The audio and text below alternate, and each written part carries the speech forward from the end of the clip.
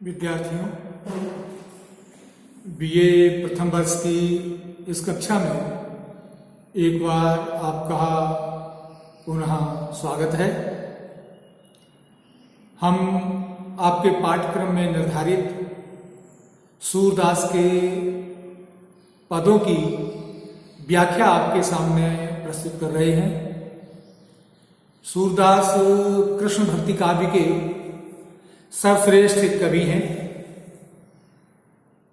जैसा आपको पता है कि सूरदास जी पहले विनय के पद लिखा करते थे और इन विनय के पदों में भक्त की हीनता और प्रभु की महानता का चित्रण रहता था। आगे चलकर उन्होंने कृष्ण भक्ति के पद लिखे। उन्होंने कृष्ण की बाल लीलाओं का जैसा हृदयहारी और मनोहारी चित्रण किया है, वैसा हिंदी साहित्य में कहीं अन्यत्र बहुत दुर्लभ है। कृष्ण की बाल चेष्टाएं एवं मानसिक वृत्तियां इनकी सूक्ष्म और पैनी दृष्टि से हूबहू चित्रित हुई हैं। ऐसा लगता है कि वे बाल मन का कोना कोना झांक आए थे। बाल मन की विभिन्न वृत्तियों को उन्होंने अच्छी तरीके से समझा था। यही कारण है कि उनके पदों में बाल लीलाओं का बड़ा सजीव चित्रण मिलता है। उन्होंने बालक कृष्ण की विभिन्न प्रकार की छवियों का ऐसा मार्मिक, हृदयहारी और सजीव चित्रण किया है कि जिसको देखकर ऐसा नहीं लगता कि सूरदास जी अंधे रहे होंगे, लेकिन वो अंधे थे। और अधिकांश विद्वान ये मानते हैं कि वो संभवतः बाद में अंधे हुए थे, जन्मांध नहीं थे। जो भी हो, लेकिन उन्होंने कृष्ण की बाल लीलाओं का बड़ा मनोहारी चित्रण किया है। एक छंद देखिए। किलकत कान घटुरवन आवत, मणिमय कनक नंद के आंगन, बिंब पकड़वे धावत, कबहू निरख हरि आप छहा को, करसो पकड़न चाहत, किलक हसत राजत दुद्दतियां, पुन पुन तिह अवगाहत, कनक भूमि पर कर पग छाया, यह उपमा एक राजती, करिकर प्रतिपद प्रतिमनि वसुधा, कमल बैठ की साजती, बाल दशा सुख निरख जसोदा, पुनि पुनि नंद बुलावत, अचरा तर तर तरले ठाक सूर्य की, प्रभु को दूध पिवावत। विद्यार्थियों, इन पंक्तियों में सूरदास ने बालक कृष्ण की बाल लीला का चित्रण किया है। बालक जब छोटा होता है तो किस प्रकार से वो घर में, आंगन में, बाहर चारों तरफ दौड़ता है। कोई उसे वस्तु दिखाई दे जाती है तो उसे पकड़ने के लिए दौड़ता है। तो देखिए क्या कहते हैं। किलकत कान घटुरवन आवत, किलकारी मारते हुए कान कृष्ण, बालक कृष्ण भी बहुत छोटे हैं। और बच्चा जब छोटा होता है तो कोई वस्तु देखता है या दौड़ता है तो किलकारी मारता है। तो किलकारी मारते हुए बालक कृष्ण घटुरवन आवत, घुटुओं के बल चलते हुए आ रहे हैं, अर्थात दौड़ रहे हैं, भाग रहे हैं, जैसे बच्चा भागता है। मणिमय कनक नंद के आंगन, मणिमय मणियों से युक्त, कनक सोने का, नंद के आंगन, नंद बाबा का आंगन जो सोने का है, उसमें मणियां लगी हुई हैं। कहने का तात्पर्य है कि आंगन उनका वह सोने और हीरों से जड़ा हुआ है। नंद बाबा एक सामंत, एक राजा है, और राजाओं के यहां ऐसा वैभव होना कोई बड़ी बात नहीं है। बिंब पकड़वे धावत, और उसमें जो उनकी परछाई पड़ती है उसको पकड़ने के लिए क्या करते हैं, दौड़ रहे हैं। मणिमय कनक, मणियों से युक्त, कनक कहते हैं सोने का आंगन, कहना ये चाहते हैं सोने का आंगन है, उसमें जगह जगह मणियां लगी हुई हैं। अब जब मणियां लगी हुई तो मणियों में जो बिंब पड़ता है कृष्ण का, तो जैसे ही वो चलते हैं और उन्हें वो बिंब चलते हैं और उन्हें बिंब उसमें मणि में पड़ता हुआ दिखाई देता है, तो दूसरा बालक समझ करके उसे क्या करते हैं, पकड़ने के लिए दौड़ते हैं। बिल्कुल बालक का स्वाभाविक चित्रण है, छोटा बालक ऐसा ही करता है। छोटा बालक बच्चा जो है सामने कोई चीज देखता है या आप कोई ऐसी वस्तु रख दें जिसमें उसका प्रतिबिंब पड़े तो उसे पकड़ने की क्या करता है, कोशिश करता है। तो वही बालक कृष्ण कर रहे हैं, पकड़ने के लिए क्या कर रहे हैं, दौड़ रहे हैं। कभो निरख हरि आप छाप, और कभी उसमें अपनी छाप, मणि है, मणि के सामने बालक कृष्ण दौड़ रहे हैं तो उनका प्रतिबिंब, उनकी छाया मणि में पड़ रही है, तो आप छाप, तो उसमें अपनी छाया देख करके करसो पकड़न चाहत, हाथ से क्या करते हैं, उसे पकड़ना चाहते हैं। यानी दूसरा बालक सोच देख करके, दूसरा बालक अपनी जैसा, दूसरा बालक बच्चे की स्वाभाविक प्रवृत्ति होती है, वो क्या करना चाहते हैं, पकड़ना चाहते हैं। किलक हंसते राजत द्योततिया, जब किलकारी मार के हंसते हैं, उन मणियों में उनका बिंब पड़ता है और बिंब देख करके उसे पकड़ना चाहते हैं। जब वो पकड़ में नहीं आते तो किलकारी मार करके हंसते हैं, फिर पकड़ना चाहते हैं। तो किलकारी मार करके जब हंसते हैं तो राजत द्योततिया, तो उनके दो दांत दिखाई पड़ जाते हैं। छोटे हैं कृष्ण, और बालक जब साल 1.5 साल का या साल 1.25 साल का होता है तो उसके आगे के दो दांत निकल करके आते हैं, तो कृष्ण के भी 2 दांत निकल करके आ गए हैं, और जब किलकारी मार करके हंसते हैं तो उनके दोनों दांत दिखाई दे जाते हैं।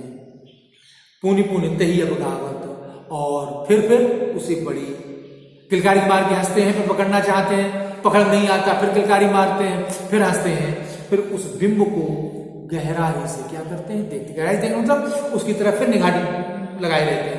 बिल्कुल बच्चे की प्रवृत्ति का स्वाभाविक गुण है, बच्चा ऐसा ही करता है, किसी वस्तु को देखता है और पकड़ने का झपट्टा मारता है, पकड़ नहीं आती है तो फिर उसकी तरफ देखता है, फिर देखता रहेगा, फिर उसे जो पकड़ने की कोशिश करेगा, तो उस बिंब को बार बार क्या कर रहे हैं, देख रहे हैं। कनक भूमि पर कर पग छाया, कनक भूमि, सोने की भूमि पर कर पग छाया, हाथ और के पैर की छाया, ये उपमाएं करा जाती है कि कनक भूमि पर सोने की भूमि है और उनके हाथ और पैर जो कमल की तरह हैं, तो उनकी जब छाया पड़ती है तो ऐसी उपमा हो जाती है, ऐसा लगता है जैसे मानो करिकर प्रतिपद, प्रत्येक चरण पर, प्रतिमण, प्रत्येक मणि में, बसदा में कहते हैं पृथ्वी पर कमल बैठ की साजती, मानो कमल की जो है बैठक, कमल की पंक्तियां शोभायमान हो रही हैं। देखिए बच्चों, चित्रात्मक भाषा का प्रयोग आप ऐसे समझिए कि ये नंद बाबा का आंगन है और उसमें जगह जगह मणियां लगी हुई हैं। कृष्ण जिनके हाथ पैर कमल के समान है, तो जब वो उस आंगन में चलते हैं या घुटुन चलते हैं या दौड़ते हैं तो प्रत्येक मणि पर उनका बिंब पड़ता है। अब चूंकि बिंब पड़ता है तो बिंब वो स्वयं कमल के समान कोमल, कमल के स्वयं के हाथ पैर हैं, तो जैसे बिंब पड़ता जाता है तो ऐसा लगता है जैसे मानो कमल पंक्तिबद्ध होकर के कमल शोभायमान हो रहे हैं। ठीक है ना। उपमालंकार और उत्प्रेक्षा अलंकार, अनुप्रास अलंकार का क्या है, सौंदर्य है। ऐसा लगता है जैसे मानो कमल की बैठक हो रही हो, यानी कमल की बैठक या कमल की पंक्ति शोभायमान हो रही हो।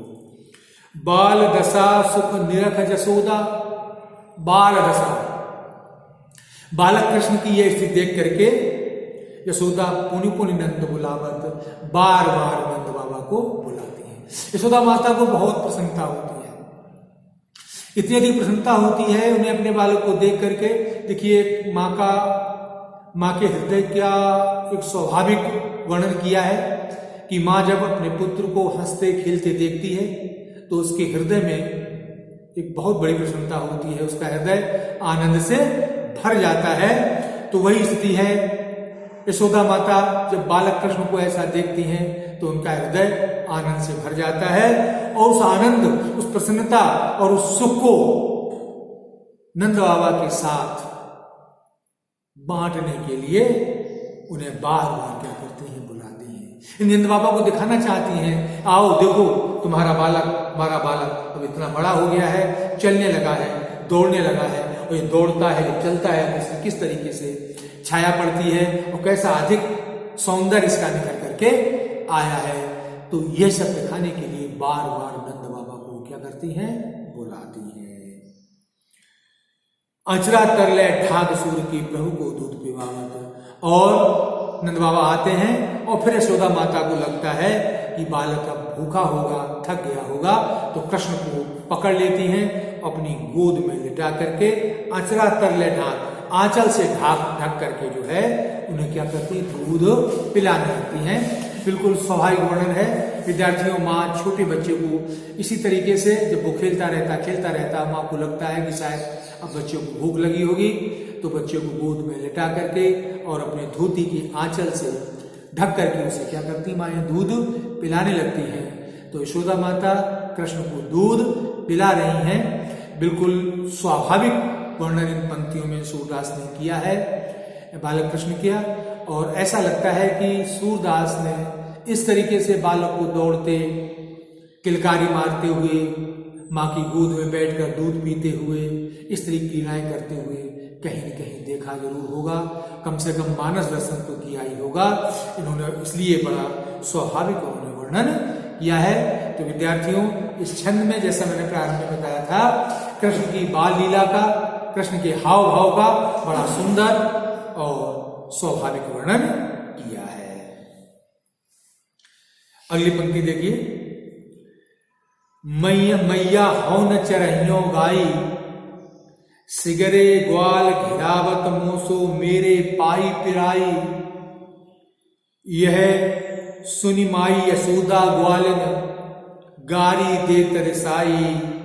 मैं पठवत अपने लड़का को, आवे मन बहराई। सूर श्याम मेरो अति बालक, मार्ग ताही रे गाई। देखिए, इस छंद में अब कृष्ण थोड़े बड़े हो गए हैं, कृष्ण थोड़े बड़े हो गए हैं। और जब बड़े हो गए हैं तो नंद बाबा के यहाँ गाय हैं, बिल्कुल ग्रामीण परिवेश का चित्रण है।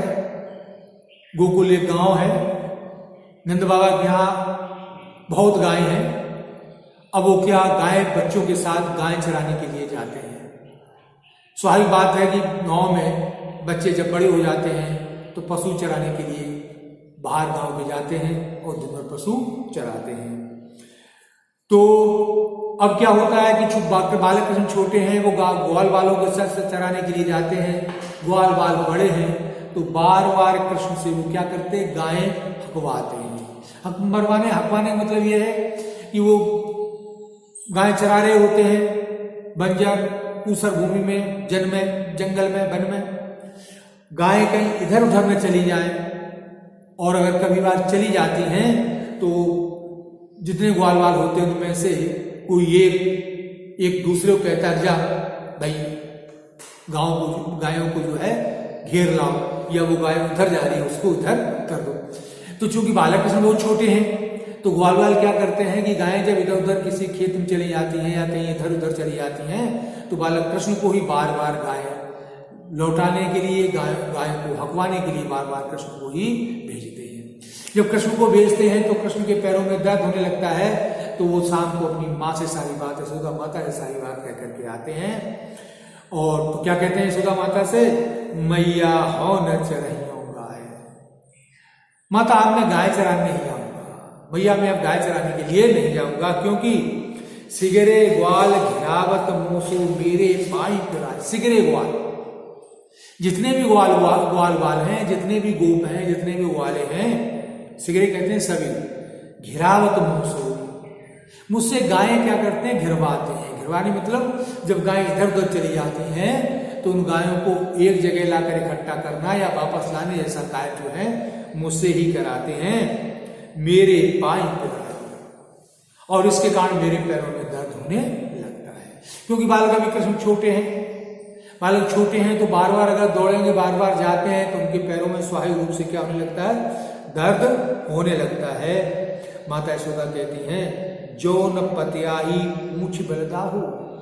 अगर तुम्हें मेरे ऊपर विश्वास न हो तो पूंछ बलदाहू, तो बलदाऊ से पूछ लो, बलराम से पूछ लो, अपनी सौध भाई, अपनी शपथ दिला कर। देखिए बालक छोटे, कृष्ण को लोग छोटे अवश्य हैं लेकिन होशियार है, तेज। क्या कहते हैं माँ से?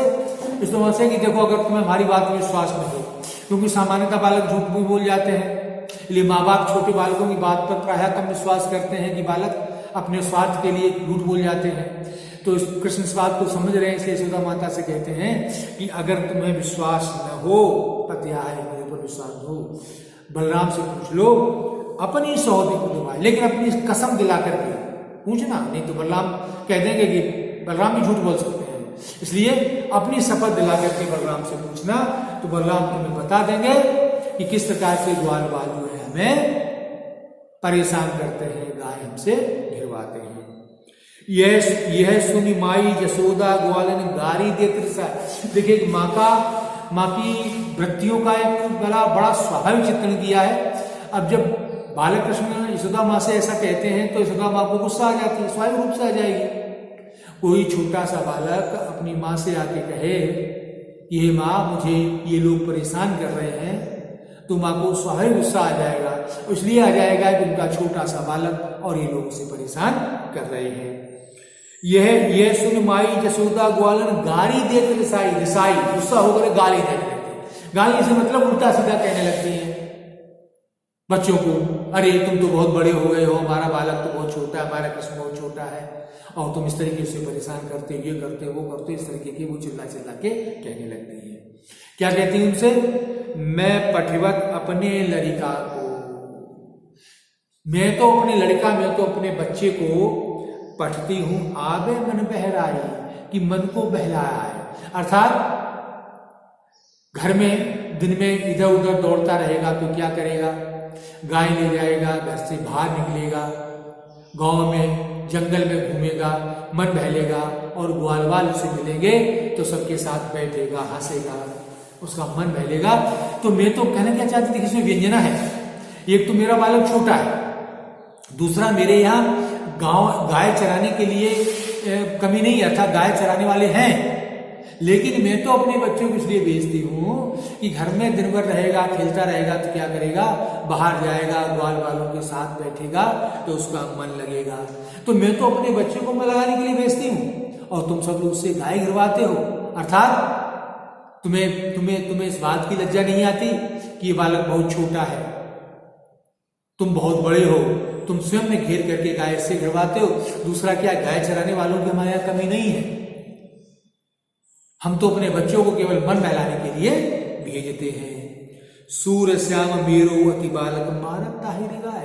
सूरदास जी कहते हैं, माता यशोदा कहती हैं, क्या कहती हैं कि श्याम मेरो अति बालक, मेरो श्याम अति बालक, बहुत छोटा बालक है, अति मतलब छोटा, बहुत छोटा बालक है, बहुत छोटा बालक है, और भारत ताही रिगाई, और उसे तुम रिगा कहते हैं जब कोई चल नहीं पाता है और तुझे जबरदस्ती चलाने की कोशिश करते हैं। ये छोटा बच्चा है, वो चलना उसे आता नहीं, या चल नहीं पाता, या थोड़ी दूर चलता है, थक जाता है, लेकिन जबरदस्ती उसे पकड़ करके ले जाए, जबरदस्ती उसे दौड़ाए, तो रिगाना, वो रिगाना कहलाता है। तो कहते हैं कि मेरा बालक तो बहुत छोटा बालक है, और उसे तुम सब लोग रिगा करके मारते हो। रिगा करके मारना मुहावरेदार भाषा में, अर्थात बहुत अधिक परेशान करना, अर्थात वो बालक दौड़ने की स्थिति में नहीं है और उसे तुम लोग रिगा कर क्या करते हो? दौड़वाते हो।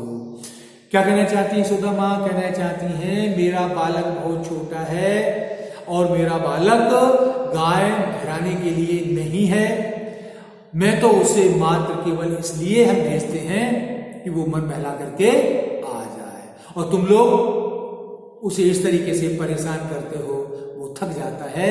अब मैं जो हूं, अब तुम लोगों के साथ में अपने बालक को नहीं भेजूंगी, और बालक कृष्ण भी कह देते हैं भैया मैं अब गाय चराने के लिए नहीं जाऊंगा। विद्यार्थियों देखिए, इस छंद में बिल्कुल ग्रामीण संस्कृति का चित्रण है। बिल्कुल ऐसा लगता है जैसे कोई गांव है और गांव के बच्चे पशु चराने के लिए जाते हैं। यही होता था गांव में, और आज भी जहाँ गांव है वहाँ ऐसा ही होता है कि बच्चे जो है प्रातःकाल उठे, नाश्ता कलयोग वगैरह किया और पशु चराने के लिए चल दिए। हालांकि अब गांव की स्थिति में परिवर्तन है। एक तो पशु लोगों के पास बहुत कम है, दूसरे बच्चे अब स्कूल भी आने लगे हैं, पढ़ने भी लगे हैं। कुछ ही बच्चे ऐसे होते होंगे जो स्कूल वगैरह नहीं जाते होंगे, लगभग सही बच्चे स्कूल जाते हैं। लेकिन स्कूल के बाद भी, स्कूल के आने के बाद भी बच्चे गांव में पशु चराने के लिए, गाय और भैंस चराने के लिए जाते हैं। तो बिल्कुल सूरदास ने इसमें ग्रामीण लोक संस्कृति का वर्णन किया है। सूरदास का ग्वाल वालों पर क्रोध करना, नाराजगी व्यक्त करना बिल्कुल स्वाभाविक चित्रण है। सूरदास की भाषा ब्रज है, ब्रज भाषा का माधुर्य और लालित्य उनके प्रत्येक पद, प्रत्येक वाक्य में देखा जा सकता है। भाषा सहज है, सरल है और सुबोध है, गत्यात्मक है, संप्रेषणीय है और शिल्प सुंदर है, सपाट है, एकदम बात समझ में आ जाती है। तो विद्यार्थियों, इस प्रकार मैंने आज आपको अभी सूरदास के इन 2 पदों की व्याख्या आपके सामने प्रस्तुत की है। कल हम फिर